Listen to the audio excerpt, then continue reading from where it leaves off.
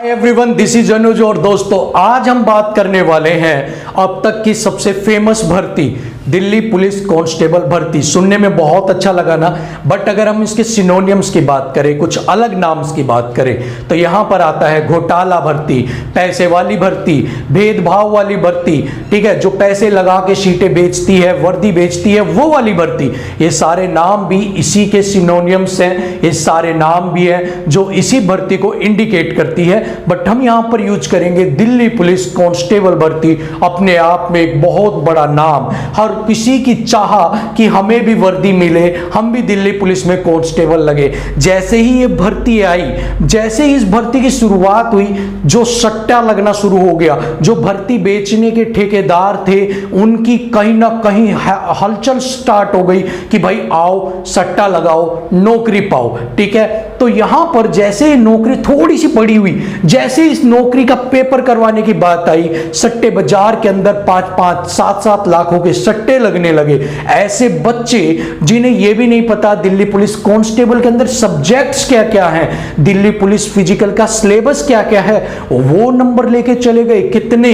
90+। जिसने 7 लाख दिए 90+, जिसने 6.5 दिए 80+, जिसने 5 लाख दिए वो आपका 85 के करीब। ठीक है, तो ये सारे नंबर किसके दिए? सिर्फ आपको अपना बैग लेके आना था, उसके अंदर करारे करारे नोट रखने थे और आपको अपने पड़ोस के दर्जी के पास जाकर अपनी वर्दी का नाप दे देना था, क्योंकि आपने पहले ही इन्वेस्टमेंट कर चुके हो। अब तो आपको ब्याज मिलना बाकी था, एक वर्दी पहननी बाकी थी, जबकि आपको कुछ भी नहीं आता, ना आपको कुछ पता है, लेकिन आपको बहुत कुछ ही आता है कि आपको अपने मनी को कहां पर एडजस्ट करना है। ठीक है, एक गरीब का बच्चा जिसकी मां बेचारी, बाप बेचारा नहीं लगा सकता 5 लाख रुपए, उसने कहा कोई बात नहीं, मैं दिन रात मेहनत करूंगा, मैं दिन रात हार्ड वर्क करूंगा और इस दिल्ली पुलिस की वर्दी को लेके आऊंगा। मैं भी दिखा दूंगा कि सारे पैसे वाले ही कामयाब नहीं होते, मेहनत वाले भी कामयाब होते हैं। दिन रात मेहनत करके, दिन रात पसीना बहाकर, अपने सारी रात पढ़ने के बाद सारे सुखों को छोड़ के, घूमना फिरना, खाना पीना सब कुछ छोड़ दिया और नंबर लेके आता है 75। ठीक है, और उन 75 नंबर लाने के बाद वो खुश हो जाता है कि भाई जो कट ऑफ गई है वो गई है 67 और उसके बाद मेरा तो सिलेक्शन हो जाएगा।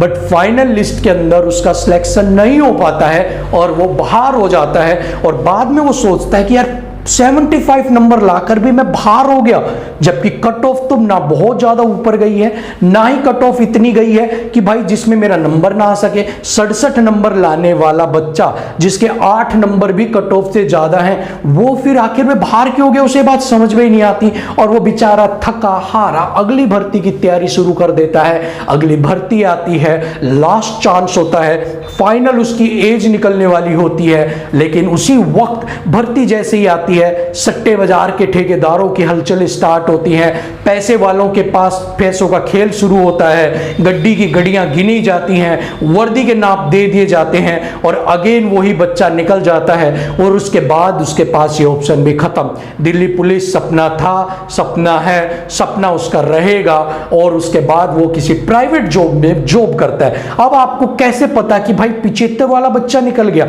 यहां पर जो पूरा खेल खेला जा रहा है वो बहुत शानदार खेल खेला जा रहा है। ठीक है, यहां पर आपकी फोटो किसी और के लगा के पेपर दिया जाता है, बाद में उस बच्चे को खड़ा कर दिया जाता है, साथ में ही फिजिकल देने के लिए आप सभी को पता है एक फिजिकल में एक एडमिट कार्ड पर 3 लोगों की फोटो है।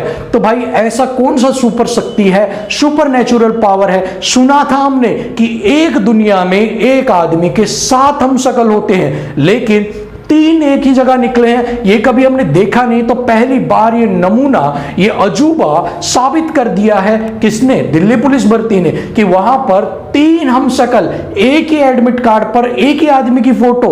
भाई बहुत कमाल की चीज है।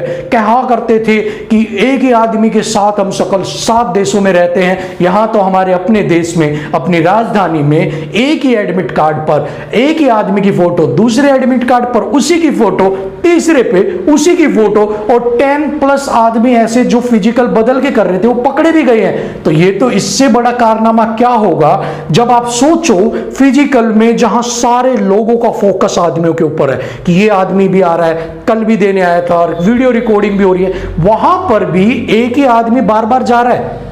ठीक है, 10 के करीब केस पकड़े जा चुके हैं। तो आप सोचो, एक ऐसा एग्जाम जहां पर आपको अंदर घुसाया जाता है, बायोमेट्रिक किया जाता है, फोटो की जाती है, आपको कहा जाता है बैठो, आधे घंटे पहले 4-5 जगह आपके अंगूठे, साइन, दस्तक लिए जाते हैं, वहां पर कैसे पकड़ोगे आप? नहीं पकड़ सकते ना। सो यही सारी चीजें तो समझदारी है, क्योंकि इसी का ही तो नाम है दिल्ली पुलिस कांस्टेबल भर्ती। ठीक है, अब क्या खेल खेला गया, कट ऑफ जो रखी गई वो यहां पर रखी गई 67।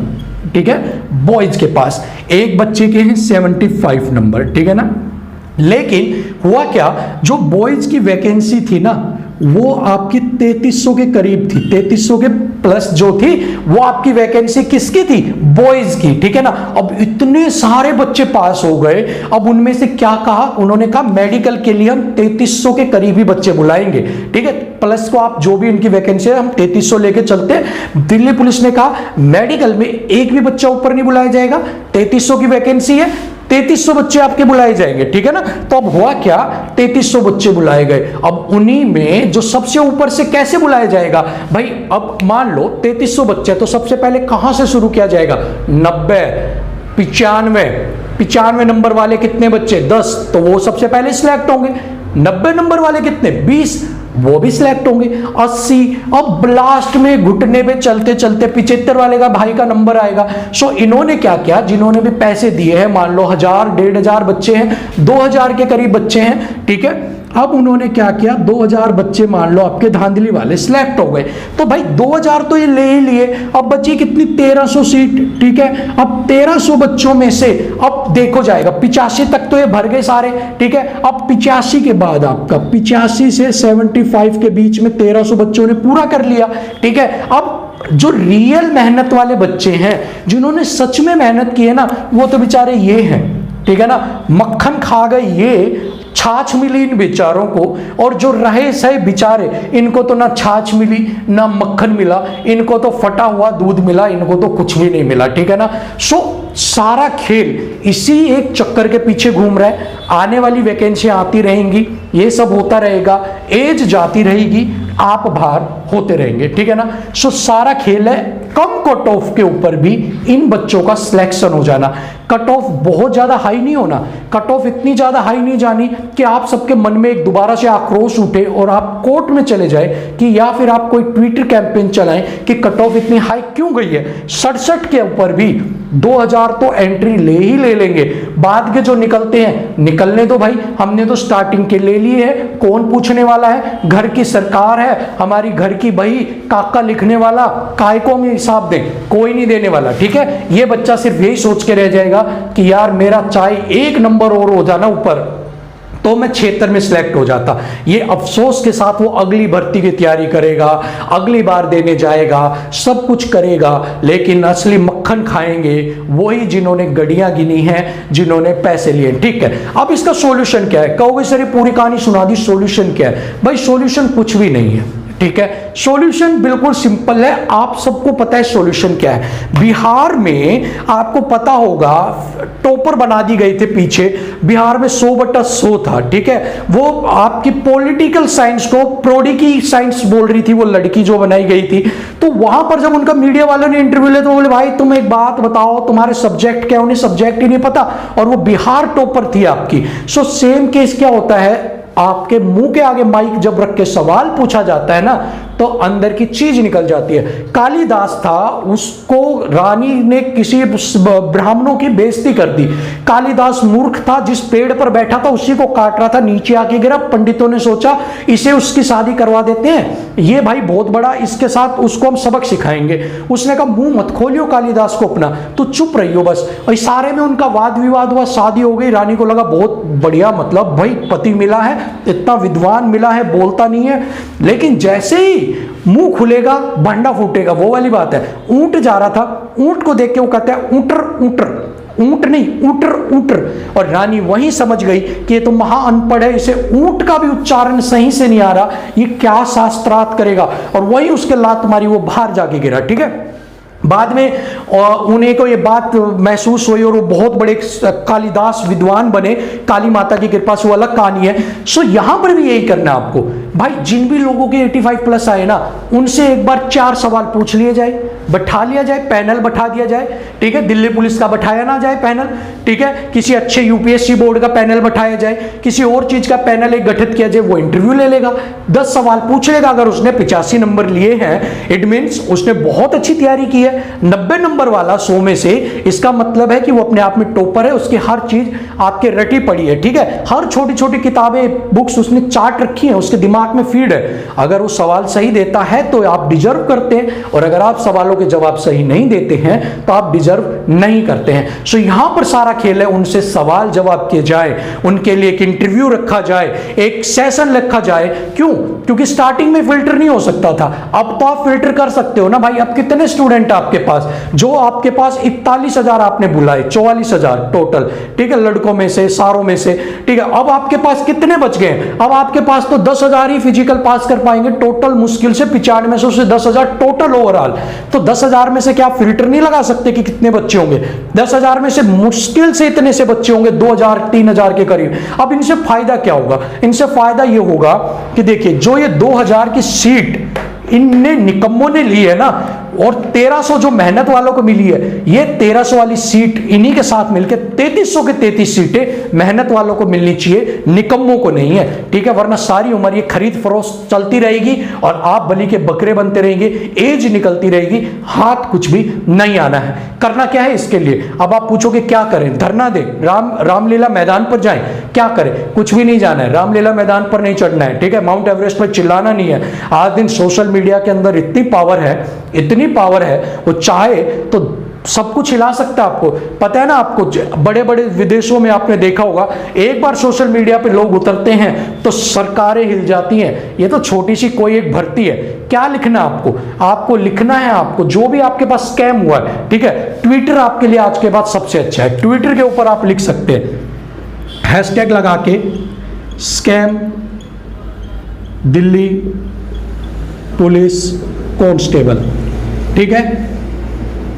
ये जब आप हैशटैग यूज करेंगे, कितने करेंगे आप में से जिनको सच में लगता है ना यार मैंने मेहनत की है, ठीक है। 2,000 बच्चे ऐसे जिन्होंने पैसे लिए, बाकी सबने किए, सबके ऊपर तलवार लटक रही है, आप सबके ऊपर कोई सेफ नहीं है, ठीक है। जरूरी नहीं है 77 नंबर वाले का सिलेक्शन हो जाएगा, हो सकता है आप यहां पर इस लिस्ट में आपकी जगह ये आपकी बाजी मार रखी हो और आप 77 पे भी बाहर बैठे होगे। सो ये बिल्कुल मत गलती करना कि आप सेफ हो, 77 नंबर है आपके, ठीक है ना। आवाज उठाओगे तो कुछ मिलेगा। एक बार अगर मेडिकल हो गया तो आप कुछ भी नहीं कर सकते। ये सारा खेल है कट ऑफ आने से पहले का, कि भाई जब फाइनल कट ऑफ निकाली जाए ना, वो आपकी उससे पहले इंटरव्यू रख दिया जाए। और अगर ये 2,000 में से, बिल्कुल मान लो 2,000 में से अगर 1,000 भी बाहर हो गए ना, कट ऑफ सिर्फ 2 से 3 नंबर ऊपर जाएगी। बढ़ना बिल्कुल दूर की बात भूल जाओ, कट ऑफ आगे हाथ जोड़ेगी कि मुझे थोड़ी तो इज्जत दो, थोड़ी सी तो बढ़ा दो मुझे। ये बिल्कुल ट्रू है और होने वाला है। करना सिर्फ ये है, आपको खुद को अपनी लड़ाई लड़नी है, ठीक है। अगर आपको लगता है आप सही हैं और आपको नौकरी मिलनी चाहिए, आपके सपनों के साथ ही दफन नहीं हो जाने चाहिए, तो आप ट्विटर पे अपना काम कर दीजिए।